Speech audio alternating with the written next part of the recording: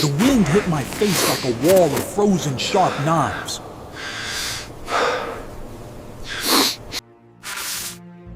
My human was down, and he was not getting back up fast. The mountain was making that sound again, low and very wrong. I pressed my whole body against his chest to feel breathing. He was breathing, but something about it scared me completely. The cold was not cold anymore. It was a living thing. Ice pellets hammered my back and I tucked my ears flat down. My paws found purchase on the rock, but barely enough. He grabbed my collar and I understood what that meant immediately. Pull. I needed to pull him away from the open edge. My legs dug in, and my whole body became one single force. The wind screamed, and the mountain shook, and I kept pulling hard. 3 inches, then 6. Then we were moving, actually moving now. I looked back once, and the edge was disappearing behind the rock.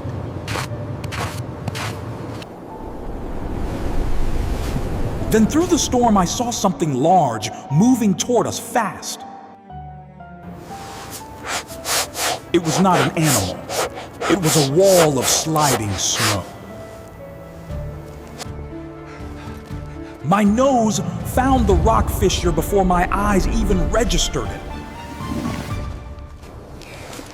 I barked once, sharp and short, and pulled hard to the left.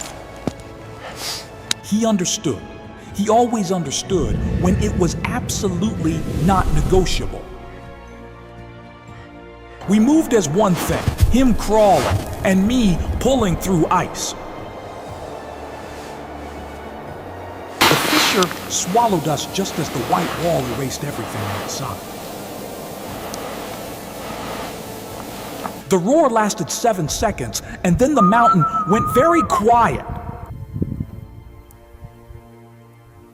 I stood at the opening and let the silence tell me things. No more movement, no more roar, just wind and the smell of cold. He was propped against the rock wall, breathing in short, shallow pieces. I licked his face twice, once for warmth, once for information. His skin was wrong, too cold in the places that should be warm. I circled him twice, then pressed my full side against his leg. My job right now was to be a very small, warm furnace. Outside the fissure, the storm was reorganizing itself for another attempt entirely.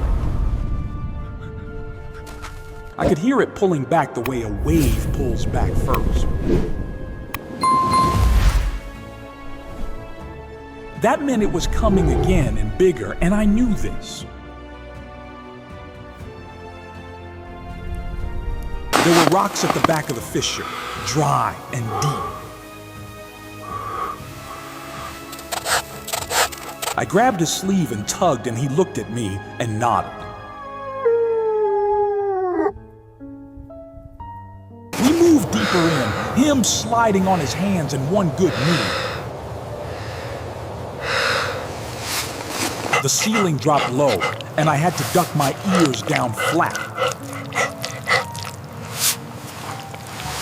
But back here, the wind could not reach us, and that was everything. He pulled something from his pack with shaking hands, a silver sheet. He wrapped it around both of us, and the warmth started coming back. I put my head on his lap and listened to the storm outside.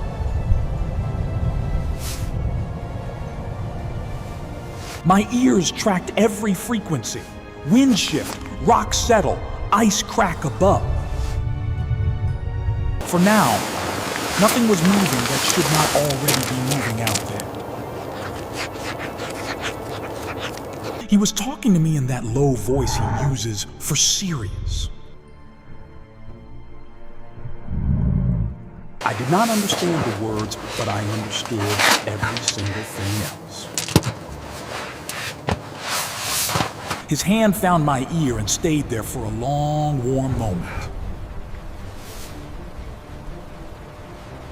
The storm peaked again, and the fissure hummed with the vibration of it. I did not move.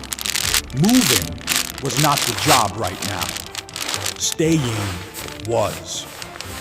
2 hours passed the way mountain hours pass, heavy and without color. When the sound changed, I lifted my head before he even noticed anything. Something below us in the dark was making a noise it should not. I stood at the fissure opening and pointed my nose straight down the slope. Not an avalanche. Something smaller. Something with weight and intention moving up. My fur rose along my spine in one long, slow, deliberate ridge. He sensed it through my body before I even had to signal anything. Whatever was climbing toward us had not decided what we were yet. I made myself very still and let my nose do all the working. Bear. Old scent, but fresh movement. Hungry. And looking for exactly this. I did not bark. Barking was the wrong tool for this specific moment. I backed into the fissure and pressed against his leg. Signal clear. He pulled the pack between us and the opening without making a sound. The bear stopped below us. I could hear it reading the air. My heart was doing something extremely fast, but I kept my body slow. 30 seconds, then a minute, then the sound of it moving away left. I exhaled and did not realize until then that I had been holding it. He let out a long breath and his hand came back to my ear. Outside, the storm was finally pulling apart at its edges, light coming through. Real light, gray and thin, but actual light.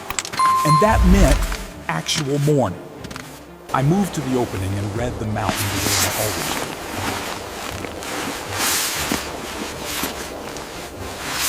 Wind dropping. Temperature still wrong, but manageable. Manageable was enough for now. The route we came up was gone, buried under 6 feet of white. I knew this without going to look, because my nose had already confirmed it. He came up beside me and looked down and made the sound of understanding.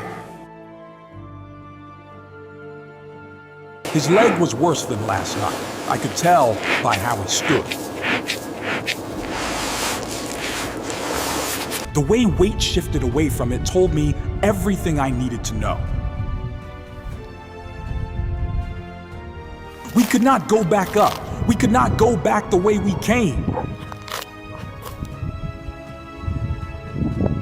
That left one direction, and I already knew what that direction contained. North face, steep and technical, and honest in the way dangerous things are honest. But my nose said there was a ridge line, narrow but navigable if careful. I looked at him and then looked north and then looked at him again. He studied my eyes for a long moment and then said the word, "Okay." The north face opened in front of us like a held breath releasing. My paws tested each surface before committing. Ice, then rock, then ice again. He followed my exact path, placing his hands where my paws had been. The ridge was there. I had been right, but it was extremely narrow. 2 feet wide in places, 1 foot wide in the places that mattered most. Below us on the left was nothing, just white air going down forever. I kept my body low and my center close to the mountain's surface. He was slower now. The leg was costing him more than before. I stopped every 10 steps and waited, and did not make him feel rushed. The mountain did not care about patience, but I was not the mountain. Halfway across the ridge, the wind came back, not the storm, something personal. A focused gust that hit us sideways like it had been specifically aimed.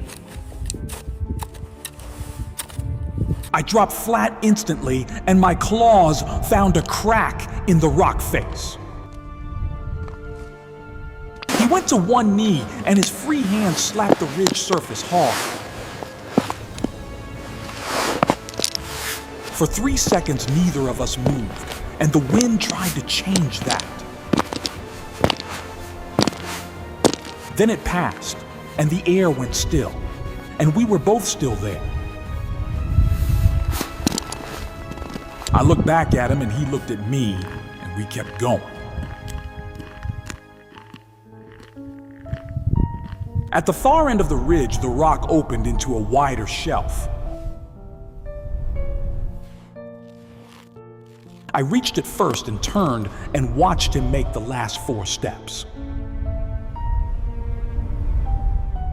He made them. Then he sat down on the shelf and did not move. I gave him exactly 2 minutes because 2 minutes was what he needed. Then I put my nose on his knee, the bad one, very gently. He looked down at me, and I looked up at him, and we communicated. The shelf was wide enough, but it was not safe enough for staying long. Above us, the sky was doing something I did not have a word for. The clouds were moving in a direction that meant more weather coming fast. I walked to the edge of the shelf and looked down the southern descent. This side was different, longer and slower and full of loose, broken things. Scream. My paws knew scream, unpredictable and dishonest under any kind of weight. But there were trees at the bottom, and trees meant lower elevation and safety. I went back to him and grabbed his sleeve. Same signal as before. He nodded and pulled himself upright using the rock wall behind the shelf. The first 20 meters of descent were technical, and we took them very seriously. My body angled sideways on the slope. More surface contact, more safety. He used his ice axe as a third leg, and we found a rhythm. Step, plank, check. Step, plank, check. The mountain required this kind of respect. Around the first switchback, the scree started, and I felt his pace change immediately. Each step sent small rocks skittering down into the white silence far below. I moved ahead and tested patches before signaling which ones would hold his weight. Left of the gray boulder, solid. Right of it, do not go there. He read my signals the way he always had, without needing explanation or words. 15 years of this had built something between us that had no name. Halfway down the scree field, my right front paw found a hidden ice patch. I went down hard and fast, and my body slid 3 feet before stopping. He made a sound I had never heard from, sharp and frightened. I scrambled up immediately and shook myself and looked back at him. Still here. His face had gone a color I associated with very serious human feelings. I wagged once, deliberately, slowly, to tell him the information he actually needed. He exhaled, then he laughed, then he said something and his voice was unsteady. We kept going, and I was more careful about where I put my paws. The trees appeared below us first as dark shapes through the remaining ground fall. Then as actual trees, spruce and pine, solid and real and incredibly welcome. The scree ended at a frozen stream bed and my paws found flat ground. Flat ground.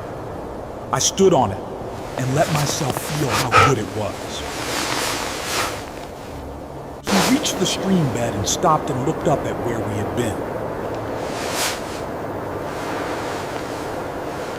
The ridge was invisible now. The mountain had already reclaimed it in cloud. I followed his gaze up and then looked back at him and stayed close. He put both hands on my face and held it for a long, still moment.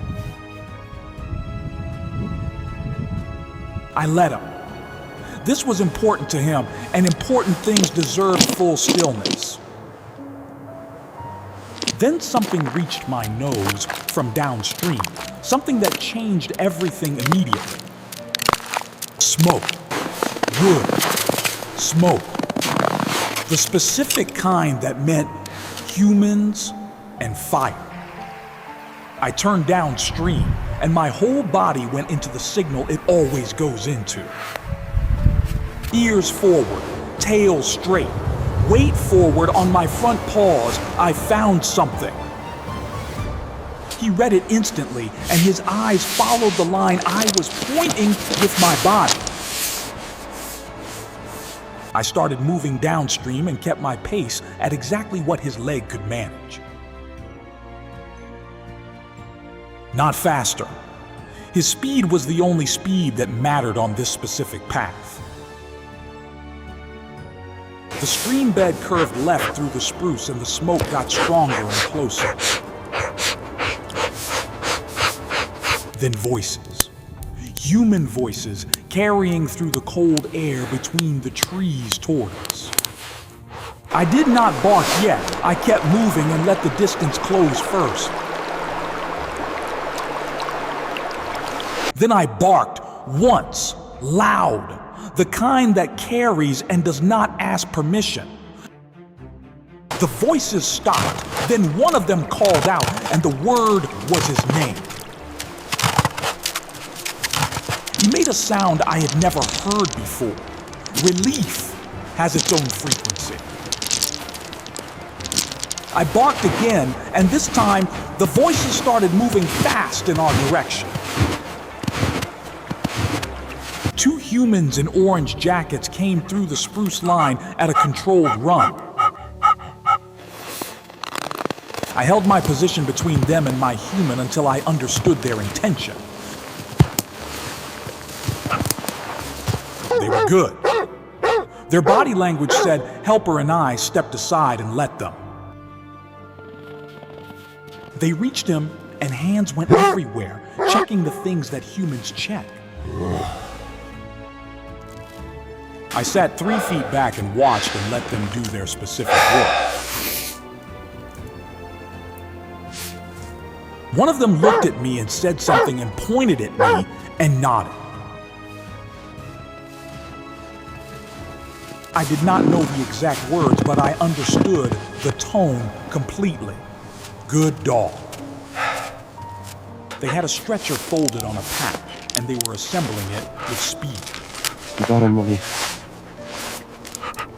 He was talking now, more than he had talked in the entire night combined. Words coming out fast the way water comes out when pressure has been held back. I moved closer and put my chin on his hand while the humans worked around us. His fingers found the spot behind my ear without him even having to look down. The stretcher was ready and they moved him onto it with practiced, efficient care. I walked beside him, left side, close enough to touch, not enough to interfere. Through the spruce and down the stream bed and out into a clearing, I smelled fur. A helicopter, cold metal and fuel and rotors and the smell of rescue arriving. The rotor wash hit me and I flattened my ears, but I did not move away. Moving away was not something I was going to do at this particular moment. They loaded him, and one of the orange humans gestured at me. Come now. I jumped in and found the space beside him and pressed my flank against his. The machine lifted and the mountain dropped away beneath us fast and then faster. I looked out once at the white ridge we had crossed and the fissure we had shared. From up here it looked small. The mountain looked small, and I found that interesting. His hand was on my back and his breathing had finally found its correct rhythm. I put my head down on my paws and closed my eyes and let the machine carry us. The mountain had been very large and very serious, and we had answered it together. Next time he would probably want to climb something else. Probably. Maybe not, though.